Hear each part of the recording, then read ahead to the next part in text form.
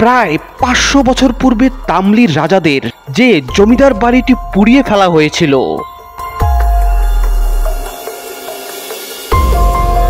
এই দেয়ালটি দেখেন এখানে কতটাই কালো হয়ে রয়েছে। সেই যুগে এটি পুড়িয়ে ফেলা হয়েছিল, মানে আজ থেকে প্রায় 400 থেকে 500 বছর আগে। ভিতরে কতটাই অন্ধকার এবং ভিতরের এই কাজটি দেখেন, কাজটি কতটাই ভয়াবহ লাগছে। দেখেন জায়গাটি কতটা নীরব এবং লোকজন একেবারে নেই, ফাঁকা। অত্যাচারী তামলির রাজাদের এই জমিদার বাড়ির প্রত্যেক দেয়ালে দেয়ালে এখনো আর্তনাদ শোনা যায় অসহায় ও গরিব কৃষকদের কান্নার। ছুটে চলেছি রাজশাহীর দুর্গাপুর জনপদে। এর আগে দুর্গাপুরেই অবস্থিত একটি তামলি রাজাদের প্রাসাদ দেখিয়েছিলাম এবং সেখানে ঘুরতে গিয়ে এক ভুতুড়ে অভিজ্ঞতা হয়েছিল। আজ যাব রাজশাহীর দুর্গাপুরের নান্দপাড়ায় অবস্থিত ইতিহাসের সাক্ষী হয়ে দাঁড়িয়ে থাকা আরেক তামলি রাজার বাড়িতে। দুর্গাপুর বাজার থেকে সামান্য দূরে নান্দপাড়া নামক জায়গায় সেই ধ্বংসপ্রায় অত্যাচারী তামলি রাজাদের বাড়িটি অবস্থিত।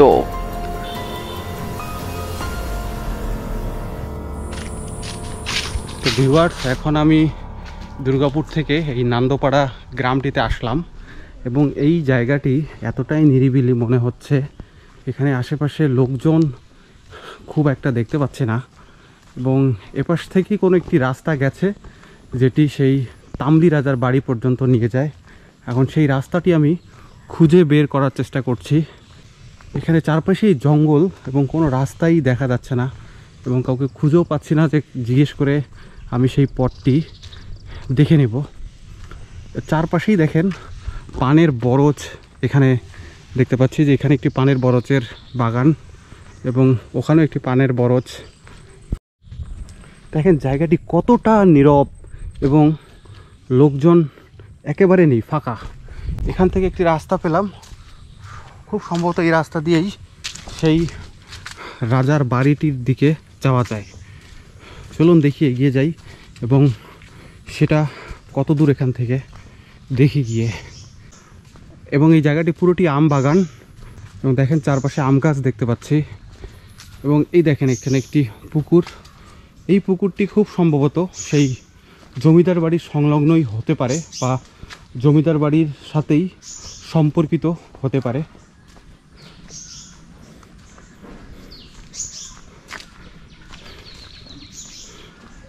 এখানে একটি প্রাচীন ঘাট আমি দেখতে পেলাম। এই যে দেখেন এই যে ঘাটটি, এটি খুবই প্রাচীন, সেই জমিদারি আমলেই তৈরি করা হয়েছে। সেই রাজাদের পরিবারের লোকজনই এটি ব্যবহার করতেন। আপনাদের এই ঘাটটি একটু নেমে দেখাই।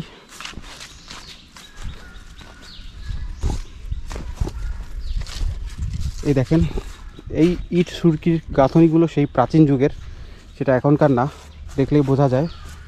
এবং ওই যে সামনে আরেকটি ঘাট রয়েছে এবং ওখানেও একটি ঘাট দেখা যাচ্ছে। মোট 1 2 3, আর এপাশেও একটি ঘাট থাকার কথা যার কোনো অস্তিত্ব এখন নেই। কিন্তু এই ঘাটটি মোটামুটি এখনও বোঝা যায় যে এখানে একটি শান বাঁধানো সিঁড়ি ছিল এবং এই সিঁড়ি দিয়ে নেমেই এই পুকুরে গোসলের কাজ করতেন জমিদার পরিবার বা রাজাদের পরিবারের লোকজনেরা। এবং ওখানে ওই ঘাটটি, ওটিও মোটামুটি বোঝা যাচ্ছে। তো আমরা এখন সামনে সেই রাজার বাড়িটি বের করার চেষ্টা করি। সেই রাজার বাড়িটি কোথায়?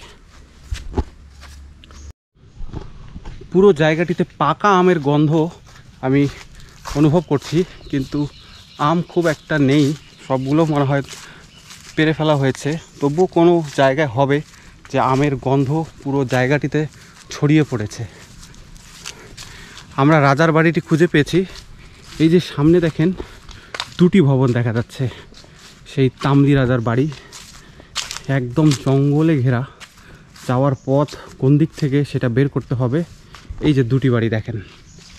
এখন আমরা ও পথ দিয়ে যাই, এ পথ দিয়ে যাওয়াটা ঠিক হবে না, এখানে প্রচুর জঙ্গল।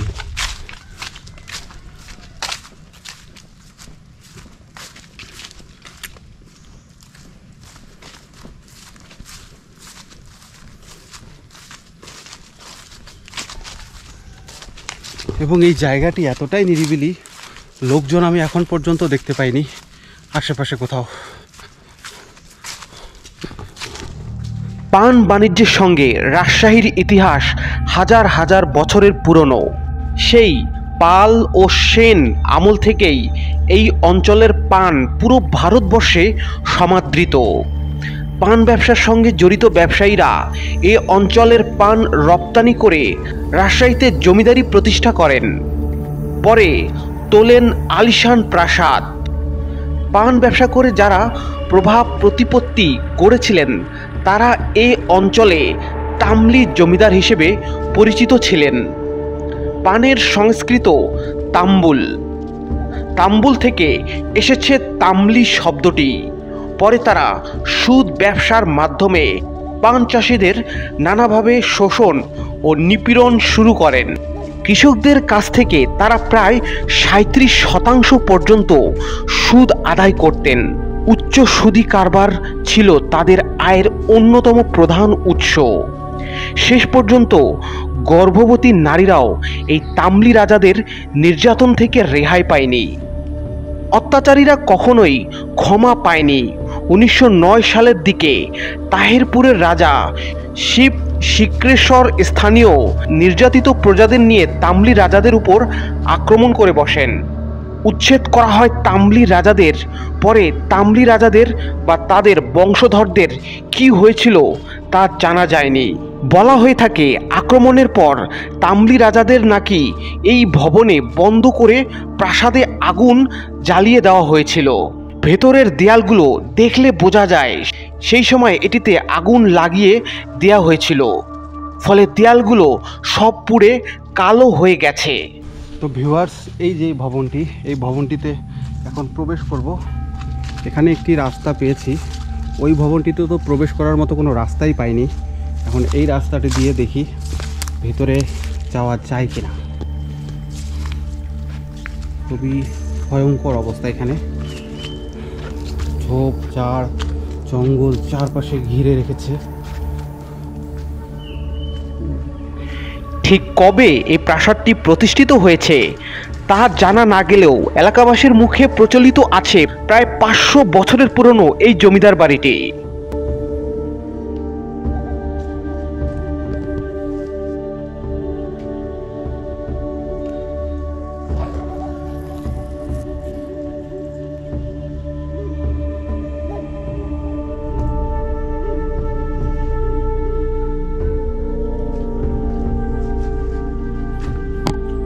তো ভিউয়ার্স, এখানে একটি সিঁড়িঘর ছিল, এই সিঁড়িঘরটি আপনাদের একটু দেখাই। দেখেন ভিতরে কতটাই অন্ধকার এবং ভিতরের এই কাজটি দেখেন, কাজটি কতটাই ভয়াবহ লাগছে দেখতে, খুবই বীভৎস। কিন্তু আবার গাছে ফুল ফুটেছে, কিসের যেন, এটি কি গাছ আসলে আমি বলতে পারছি না, তবে গাছটি ভয়ঙ্করও লাগছে আবার সুন্দরও লাগছে। আসলে এটির বর্ণনা আমি ঠিক করে বলতে পারছি না। দেখেন এর শিকড়গুলো খসে পড়েছে, কিন্তু ওপাশে এই গাছটি তার আবরণটিকে ধরে রেখেছে, কিন্তু এ পাশের মাটিগুলো সরে গেছে। কি অদ্ভুত এই গাছটি এখানকার। এটি একবারে এই কক্ষটির মাঝখানে হয়েছে এবং অনেক উপর পর্যন্ত গেছে। এবং এখানে দেখেন অনেকগুলো আলমারির মতো কাঠামো তৈরি করে রাখা হয়েছিল।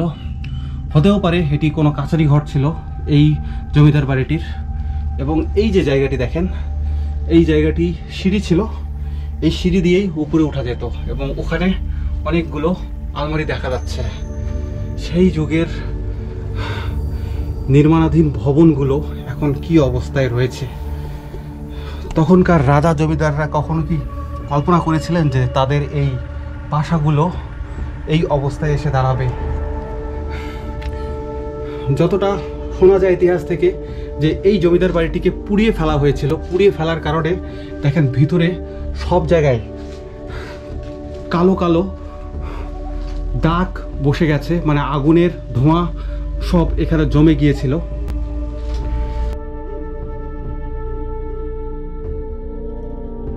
এই জমিদার বাড়িটিকে অনেকে বলে থাকেন পোড়ানো বাড়ি।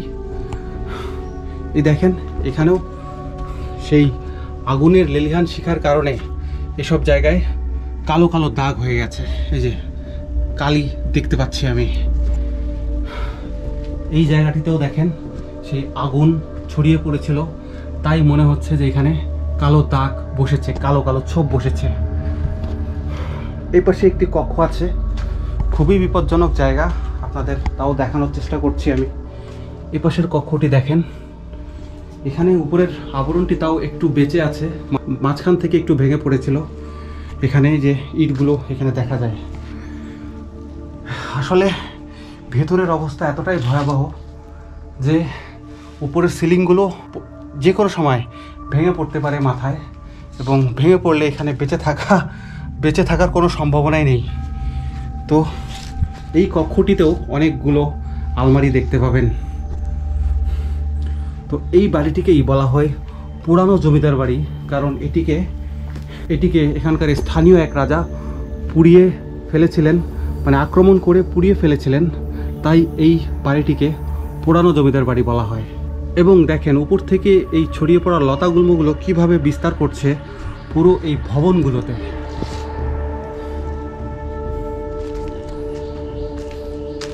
এদিক থেকে একটি দরজা ছিল, এই দরজা দিয়ে আমরা বের হই।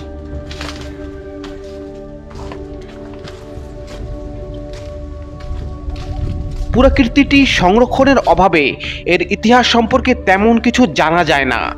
এমনকি রাজশাহীর অনেকেই এই স্থানটির অতীত সম্পর্কে জানেন না।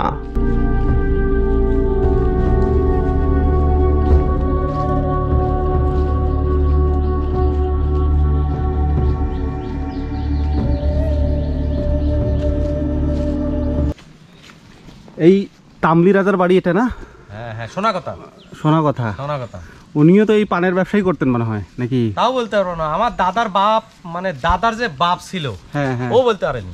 এটা বলতে পারেন না? না। তো পানের বরজ এই যে এটা না আপনাদের? হ্যাঁ হ্যাঁ হ্যাঁ, পানের বরজ। এগুলো বিক্রি করেন কোথায় নিয়ে যায়? বিক্রি হয় ভাই দুর্গাপুর বাজারে, বানেশ্বর হয়, আলিপুর আড়তে হয়। ও, ওই এদিকে নান্দপাড়ার কেউ দত্তপাড়া যায় না, নাটোর। আমি যতদূর জানি যে ওই রাজারাই এই পানের যে ব্যবসাটা এখানে নিয়ে আসছে, এই তামলি রাজারা। এখানে আছে একটা, তারপরে একটা আছে পবাতে, তাহেরপুরে আছে, পুঠিয়া আছে। হ্যাঁ তাহেরপুরে। অনেকদিন আগে আসতে পারে এলাকার। আচ্ছা, এই বাড়ি সম্পর্কে কিছু জানেন? আমি তো বলতে, মানে আমার কতটুকু শুনছেন? শোনা না কিছু বলতে পারেন। কতটুকু শুনছেন আর কি? যতটুকু শুনছি যে এরা নাকি মানে সুদখোর নাকি ছিল, অত্যাচারী ছিল, অত্যাচারী সুদখোর। আচ্ছা, এরকম শোনা কথা। এখন মানে আপনাদের পূর্বপুরুষরা এটা বলছে আর কি? পূর্বপুরুষ বলতে কি, আমার দাদার বাপও মনে করেন যে সঠিকভাবে বলতে পারেনি। আচ্ছা আচ্ছা আচ্ছা, মানে অনেক পুরাতন কাহিনী অনেক এগুলো। পুরাতন কাহিনী। এই বাসাটা কতদিন থেকে এভাবে দেখতেছেন? অনেক আমার জন্মের আগে থেকে, আমার বাপেরাও বলতে পারবে না, আমার বাপেরাও জন্ম আগে থেকে। এদের বংশধররা এখানে কেউ থাকে না এখন? না না, সব তো ভারতের মনে হয় এখন সম্ভবত। এটা এভাবে করেই পড়ে আছে তখন থেকে? পড়ে আছে, হ্যাঁ। এখন মালিকানা 400-500 বছর তো বয়স হবে। 4 থেকে 500 বছর। আমার দাদার বাপ তখন 100 কয়েক বছর, 7 বছর না 8 বছর বয়স ছিল। আমরা যখন ছোট, তখনও দাদার বাপও বলতে পারেন। এখন এই জায়গাটা তো আগে এরকম ছিল না, একটু হলেও ভালো ছিল। হ্যাঁ ভালো ছিল, অনেক ভালো ছিল। ওই পাড়ে দুই পাড়ে যে মানে সিঁড়ির উপর দেখা যাচ্ছে হাতির একটা সিনারি করা ছিল ওইখানে। হ্যাঁ, ওগুলো ভাঙে গেছে, ভেঙে গেল।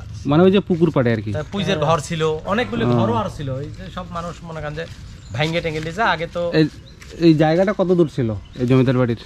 জমিদারের বাড়ির জায়গার পরিমাণ ছিল 40 বিঘে না 45 বিঘে, মানে এটা পুরোটাই ছিল? হ্যাঁ। 4-5 দিকে তো দাঁড়া ছিল, ও পানির একটা নালা ছিল 4-5 থেকে 4-5 দিয়ে। এই পাশেও কি পুকুর? হ্যাঁ, এটা পুকুর। এখানেও ঘাট আছে? না, এটা ঘাট, বান্দা ঘাট নেই। ও আচ্ছা, কিন্তু চারের সাইড দিয়ে পাঁচটি আছিল, এই সাইড দিয়ে বাড়ি ঘিরে আছিল। এই পুজের ঘরটা আমরা ওই ঘরের ছাদে উঠে বসে আছি। তো ভিউয়ার্স, এখানে একটি পুকুর আছে, সেই পুকুরটি আপনাদের দেখাই। অনেক পুরাতন, সেই যুগেরই তো পুকুর, তাই না? এখানেও একটি পুকুর দেখা যাচ্ছে। আপনারা বলেন এটিকে পুরান পুকুর। তো এই পুকুরটিতে ঘাট নেই। এই যে দেখেন পুকুরটি, এখন খুব একটা পানি নেই এটাতে, তবে ওটাতে খুব মোটামুটি পানি দেখেছিলাম। এই যে পুকুরটি অনেক বিশাল, এই যে পুকুরটি দেখেন কত বিশাল, এখান থেকে ওই মাথাটি অনেক বড়। এবং পুকুরটি খুব একটা ভালো অবস্থায় নেই, হয়তো মাছ চাষ করা হয় এখন। তো এই জমিদার বাড়ির এরিয়াটি অনেক বিশাল জায়গা নিয়েছিল, যা দেখা যাচ্ছে চোখে। পুরো জায়গাটি হচ্ছে জমিদার বাড়ির। এটি হচ্ছে পানের বরজ, এনারা পান এখান থেকে সংগ্রহ করেছেন এবং এখানে পানের ব্যবসা খুব ভালো হয়। তো আপনাদের ভিতরে বরজটি দেখাই, এই যে এদিক থেকে, কোনটা এটাতে, এখানে দুটি বাউন্ডারি আছে বরজের, এখানে একটি বরজ, এটা একটি বরজ, এটা আপনাদের দেখাই। এখানে মূলত পান চাষ করা হয়। এটা কত বড় জায়গা নিয়ে করা এই এই এই ইয়াটা বাগানটা? এই বাগানটা আছে আপনার এখানে 1.5 বিঘা। 1.5 বিঘা? জি। আচ্ছা আচ্ছা। 1.5 বিঘা। এখানে ভালো দেখেন। এই পানগুলো আপনারা বিক্রি করেন কি হিসেবে, কেজি হিসেবে? না ভাই, এটা বেশি আমরা ধরেন বিড়া ভাগে, ধরেন 32 বিড়াতে 1 পোয়া। 32 বিড়াতে 1 পোয়া? জি। আচ্ছা আচ্ছা। 32 বিড়াটা কিরকম, মানে একটা গাছ নাকি? না না, আপনার 64টাতে 1 বিড়ে করি। ওই যে 64টা পাতা পাতা এক ঠিক করতে হয়, ওইটা 1 বিড়া হয়, 64টা পাতা। আর 32 বিড়াতে 1 পোয়া করি। আর 32 বিড়া 1 পোয়া? 1 পোয়া করি। তাহলে 1 পোয়ার দাম কত হয়? 1 পোয়া 5000, 4500। আচ্ছা আচ্ছা। আপনার ওই চৈত ফাল্গুনে গেলে পরে 7000, 8000 এরকম করে এই সিস্টেম ছাড়া বিক্রি হয় না পান? হ্যাঁ, এই সিস্টেম বিক্রি হয়। এই সিস্টেমে বিক্রি হয়। তাহলে এই পানটা হয় কোন মাসে সবচেয়ে বেশি? এই সময়তেই বেশি হবে। বর্ষাকালে? বর্ষাকালে। পানি জমে না এখানে? পানি না, পানি ওখানে জমবে না, আর পানি জমলে তো হবে না, সেই লাইন করা আছে। আচ্ছা আচ্ছা আচ্ছা। অনেক তো যত্ন নিতে হয় মনে হয়। হ্যাঁ, খোল সার দিতে হয়, সেচ দিতে হয় খরানি হলে। তো এই যে জমিদার বাড়ির ভিডিও আমি করতে আসছি, এখন এই জমিদার বাড়ির জমিদাররাই কিন্তু এই পানের ব্যবসা আপনাদের এখানে নিয়ে আসছেন, বুঝছেন? এখন তাদের ইতিহাসের সাথেই কিন্তু এই পানের ব্যবসা এখানে। তারা হয়তো বা যদি না নিয়ে আসতেন তাহলে এই পানের ব্যবসাটা এখানে থাকতো না।